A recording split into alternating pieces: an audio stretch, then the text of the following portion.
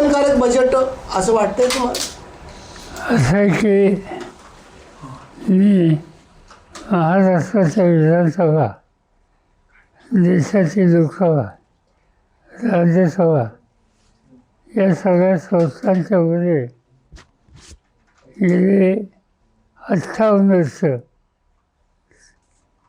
सभासद आहे. आणि या 58 वर्षामध्ये अंदाजपत्रक ज्या दिवशी असेल त्या दिवशी माझी गैरहजेरी कधी झालेली नव्हती. पण दुर्दैवानं हा एक कौटुंबिक आघात झाला आणि त्यामुळं मी दिल्लीला आजपर्यंत जाऊ शकलो नाही. त्यामुळं सभागृहात जाऊन अंदाजपत्रक ऐकणं ही संधी मला यावेळी घेता आली नाही. पण जे काही वाचलं त्याच्यामध्ये 2-3 गोष्टी दिसतात.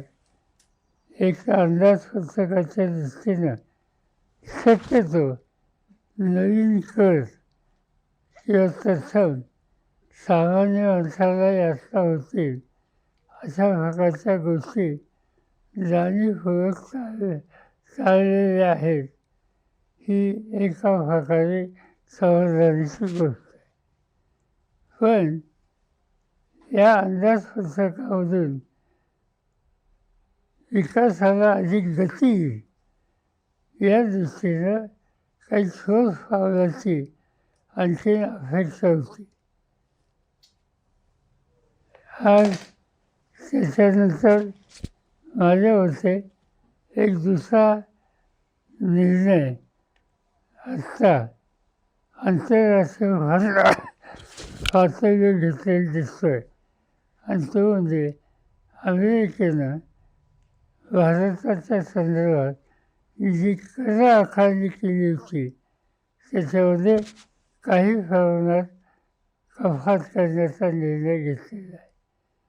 मला फक्त 1-2 गोष्टीची चिंता आहे की अमेरिका आणि भारत यांचा हा जो नवीन करार होतो आहे त्याचं स्वच्छ चित्र आणखी 2 दिवसात देशाच्या समोर येईल. त्यानंतर त्याचं सविस्तर भाष्य करणं योग्य होईल. पण आत्ता जे लोकांच्या समोर अमेरिकेच्याकडनं जाहीर करण्यात आलेलं आहे त्याच्यामध्ये कृषी क्षेत्रामध्ये त्यांना निर्यात करता येईल अशा प्रकारची तरतूद आहे. आणि ही तरतूद भारतीय शेतकऱ्यांच्या दृष्टीनं काळजी करण्यासारखी आहे.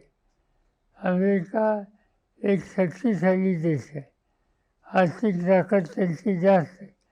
आणि त्यामुळे त्यांनी एखाद्या महत्त्वाच्या उत्पादन वस्तूंची निर्यात अनेक देशामध्ये करायला सुरुवात केली तर त्याचा परिणाम त्या देशाच्या त्या मालावर विपरीत परिणाम होतो. आणि ती स्थिती भारतीय शेतीच्या बाबतीत येऊ नये अशी अपेक्षा माझ्यासारख्याची आहे.